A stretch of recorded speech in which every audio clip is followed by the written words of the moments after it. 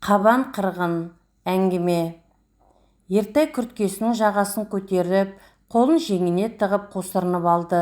Ішін тартып соғып тұрған күздің дүлей қара суығы еттен өтіп, сүйекке жеткендей екен. Аспан аласа, сұрғылт бұлттар күл-күл шашын сүйрете бүктетіліп жөңкиді.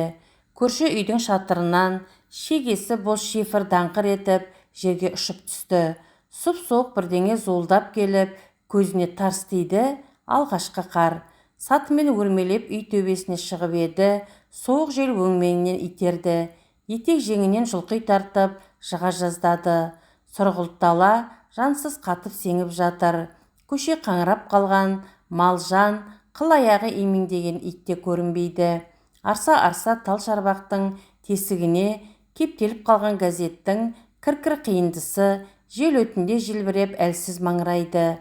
Көк түтін мұржадан лоқылдап шығып, алай бір былай екі шалқып білгенін істейді. Ертай қара күйесі екелі саман кірпішті жерден көтеріп, қалқағып қойып еді. Тентек түтін жөнге көшіп, қолма-қол түзелді. Ауыл сыртында шілденің шіліңгір ыстығында балалар шомылатын тостағандай көлшік бар еді. Дәл қазір қоймай ешкіме ұзын ырғасы оншақты ұсақ мал соның жағасын түртінектеп жүр.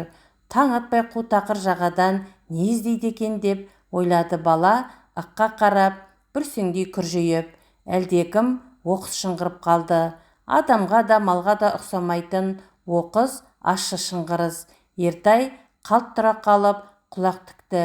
Тұрпайы қорсыл үстемелеп тағы естілді. Және бәрі де көлшік жақтан жетіп тұр. Соның нақ өзі.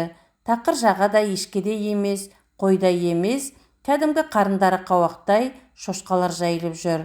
Қайдан қаңғалақтап келіп қалған бұлар? Жуық маңда шошқа фермасы атымен жоқ, бар деп естіген де емес. Тоқта, үй шошқалары ақшылдау еді? Мыналар қаралтым және жинақы, сыптығыр сидаңдау. Торайлардың жон арқасы, кіл кесе көлденең, қара жолақтар. Тап бір жол үй халатын киіп алған дерсің. Осы шіркіндер жабайы шошқа болып жүрмесін? Жабайы шошқа дегенде көзі алыстағы сұрғылт тауларға түсті. Тау ішінде қабан шошқалар жыртылып айырылады. Азу тісімен жерді соққадай сүріп, жыртып, шөп тамырын, құрт-құмырсқаларды теріп жейдіміз. Өткен жылы жайлауға барғанда көрген. Доңыздар қара жерді қорс қопағып, астын үстіне аударып кетіпті. Атын тезірек бастырып кетіп қалды пәлелі жерден. Ендіше қабан шошқа жынына тисе адамға, оның ішінде аттыл адамға да қаймықпай шабадымыз. Аю екеш аюдың өзі оған бетпе-бет келуден жасқанады. Таудың сол дүлей тағылары үйреншікті мекенін тастап ойға неге түскен? Онда да ауылға тиіп тұрған көлшік жағасында не ақысы бар? Әлде қасқыр қамады ма? Соңғы кезде келімді-кетімді қойшылар браконьерсіңдер деп мылтықты охот союз сыпырып алды да қасқырлар құтырып кетті. Адамға пысқырып та қарамайды.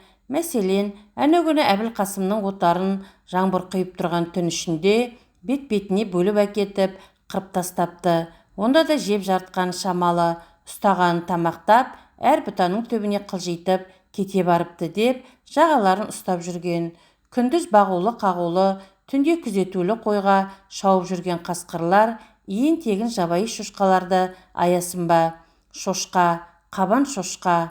Ертай қалай айқайлап жібергенін байқамай қалды. Сатыны сарт-сұрт басып, лезде жерге түсіп, ауладан көшеге жүгіріп шықты. Шошқа, жабайы шошқалар.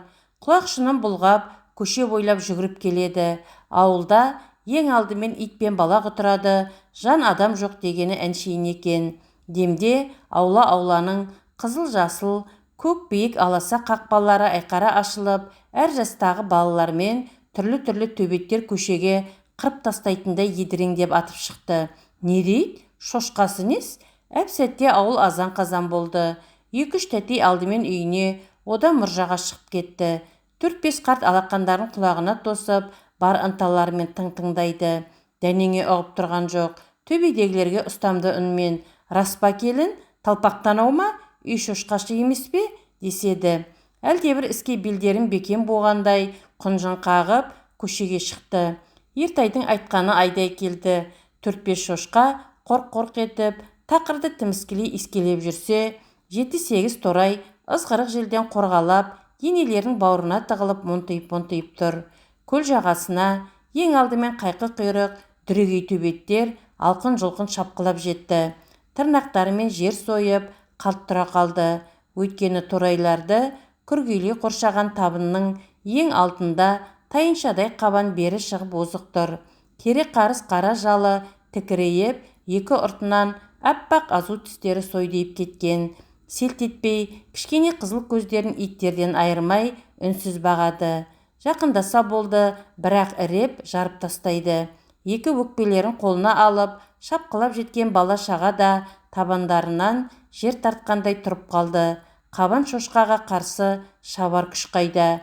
Әне, көшенің аяғынан айыр, сойыл, шоқпар көтерген, күрек кетпен сүйреткен ересектер де суыртпақталып көрінді.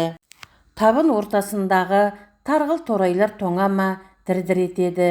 Кейбір тентектерінің қаперіне ештеңе кіріп шығатын емес. Бір-бірін шаптан түртіп ойнап, тұмсығымен іреп, рақаттана шыңғырады.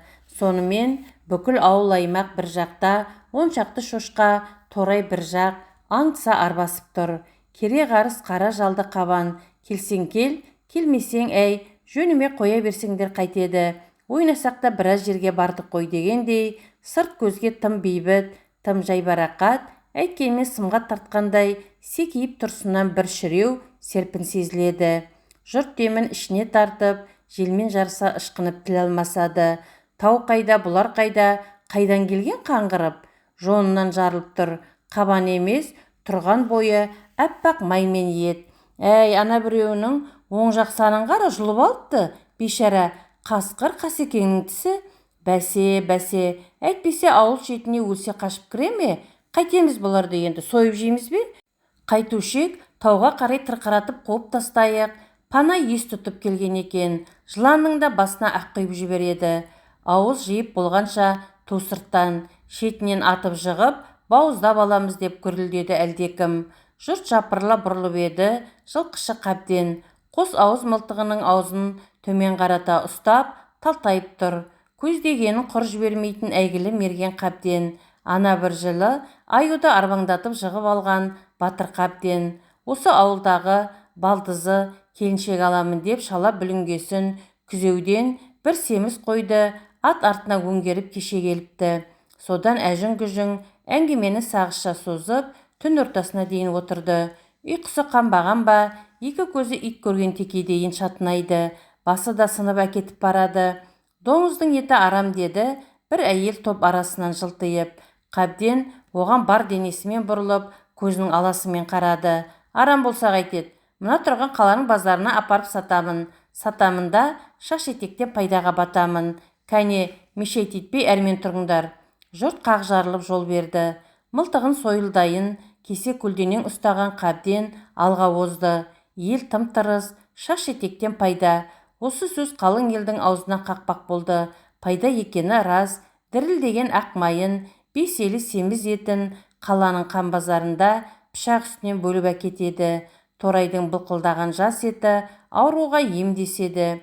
Себебі бұлар батпаққа аунап қорылдап, мәз болып жататын үй доңызы емес, таудың нәрлі шөбімен қараған, тобылғының тәтті тамырын қазып, таңдап жейтін, өзі таза, өзі айбынды қабан шошқа. Шаш етектен пайда. Қалың ел айыр, күрек кетпен сабын сығымдай түсті. Қабден еш саспады. Қой тастай дөңкейіп тұрған қабанның қақ алдына талтаңдап келді де, мылтықты көтеріп ақ қалды. Қос ауыз құлақ тұндыра күрсетті. Жұрт есін жинаса, қабан шіркін аяқтарын әуеге қарай шошайтып теңкейіп жатыр. Қалған шошқалар шыңғырып қорсылдап, бірін-бірі басып жаншып, үйме-жүйме апыр-топыр. 2-3 торай аяқ астында қалып қойыпты. Аппақ шабы жарқырап, аяқтарын аспанға жанталаса сермелейді. Ауыл тек қабанның жығылуын, қанның шығуын тосып тұр екен, айыр кетпенін көтеріп, шошқаларға тап берді. Қабан қырғын басталды. Бәрі де сүт пісірімнің ішінде опай-топай бітіп кетті. Сеспе қатқан 10 шақты торай 10 жерде жайрап жатыр. Шала жансар бір-екеуін төбеттер әр бұтынан бір тартып, саудасын әп-сәтте тындырды. ересек доңыздар тау жаққа қарай қашып құтылғандай да екен. Әттең, егер даусы көкке жете шыңғырған торайларға қарайлап кешігіп қалды. Күрек айыр жүздері жарқылдап, қара сойылдар сарт-сұрт сілтеніп, нысанаға төп-тиіп жатты. Бір жас мегежін опыр-топырдың арасынан жік тауып, сытылып шықты. Егіні орылып алынған аңызды өрлей тауға қарай жосылды. Іле-шала қос атты тоң жерді тасырлата тепкілеп, мегежінің соңына құйын болып түсті. Сойылдарын басынан асыра үйіре сілтеп, жеті атасынан өші қалғандай қиқу салып барады. Алдымен жеткені мегежінді қақшекеден нұқып өтіп еді. Маңдайы мұндай шытадай жұқа болар ма, бақ етуге шамасы келмей тырапай асты. Құлаққа ұрған танадай меңіреу тыныштық. Иттер ғана торайлардың буы бұрқыраған шек қарына таласып, ар-ұр таласады. Жұрт не істеген жаңа ұққандай қанды қасаптың ортасынан тез-тез шегініп, былай сытылып шығып, көше-көшеге тарап жатыр. Манадан бері ұсақ бала атаулы астық қоймасының ығында бүрсіп отырған. Солардың біреуі аңырай жылап, ауылға қарай балағы жалпылдап жүгіре жөнелді. Ата, әже, ата, аузы толған айқай. Бұл баяғы ертай еді. Қалған балалар аңтарылып тұрды да жалғыздың соңынан лап берді. Қара суық терістіктен сыдырта соғып, телеграф сымдары ызың-ызың етеді. 3-4 қаңбақ дедек қағып, қу далаға қарай елбелектеп домалап барады.